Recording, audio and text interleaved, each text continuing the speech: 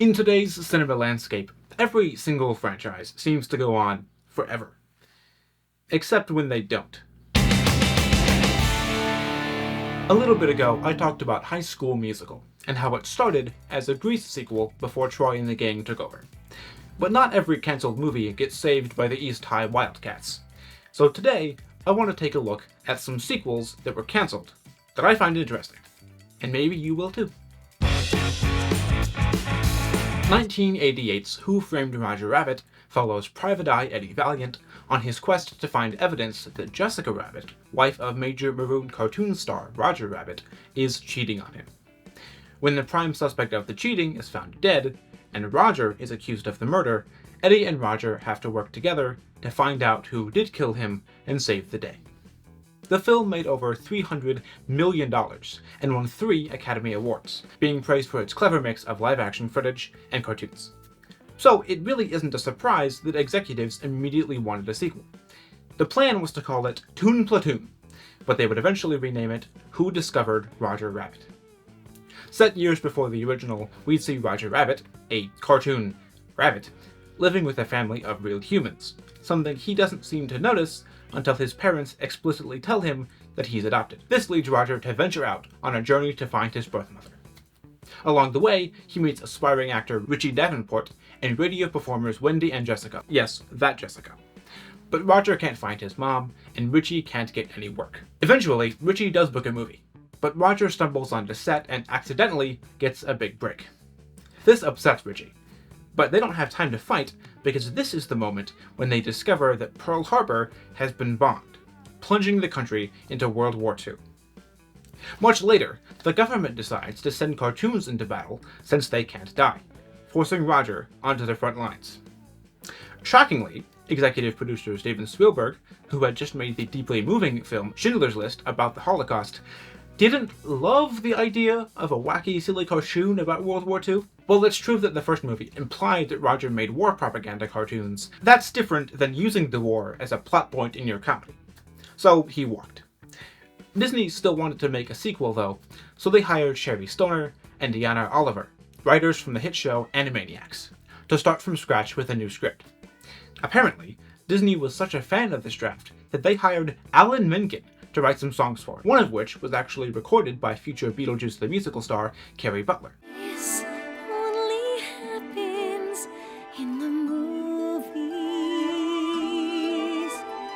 Life's not this perfect off the screen.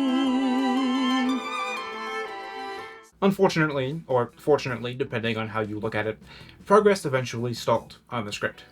The complex landscape of Disney and Amblin making a film together didn't help anything, and the project slowly faded into the abyss. The Cat in the Hat was the 2003 live-action film adaptation of the Dr. Seuss book, also called The Cat in the Hat. When 2 children sit alone at home, the Cat in the Hat stops by and causes all sorts of mayhem. However, the kid's mom is having a party that night at the house, so everything has to get back to normal before she gets home. Side note, one of the kids is played by Spencer Breslin. If that name sounds familiar, it's probably because he was Curtis in the Santa Claus movies, or because you saw him in that Defunctland documentary.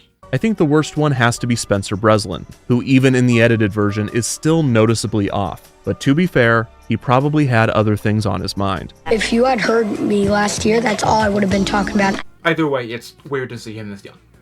Now, unlike Who Framed Roger Rabbit, The Cat in the Hat did not do very well commercially or critically. It only made about $30 million at the box office, and while it now has a bit of a cult following, that was certainly not the case at the time.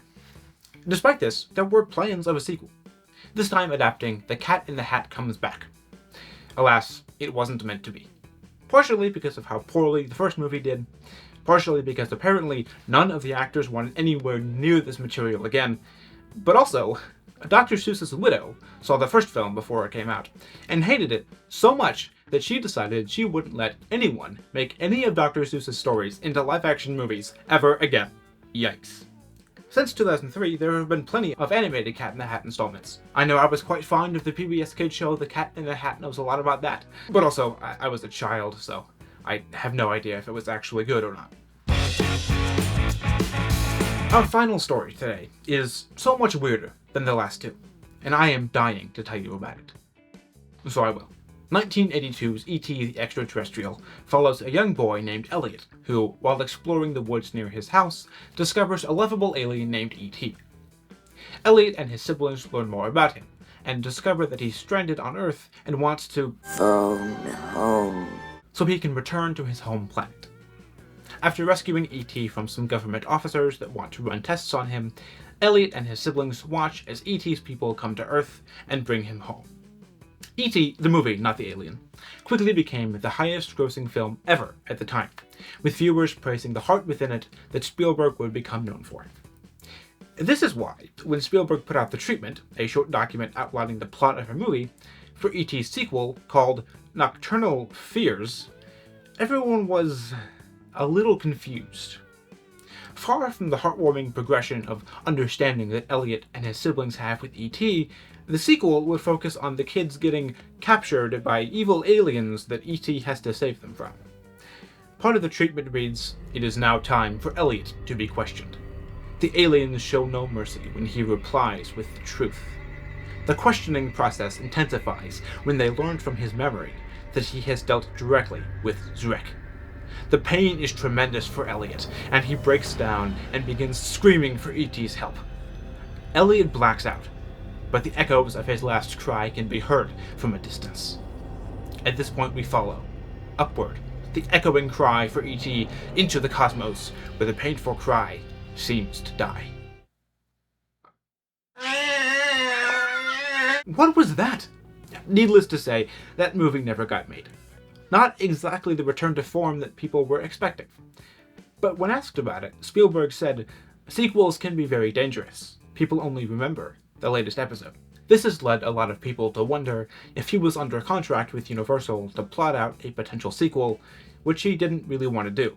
So he made it intentionally terrible so it wouldn't get picked up.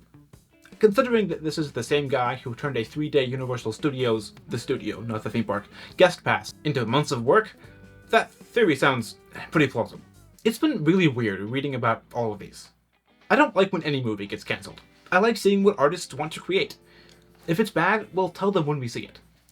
Usually, a movie getting cancelled or pulled from the schedule can mean that a studio is prioritizing its own monetary interests over the artistic expression of the creatives they employ.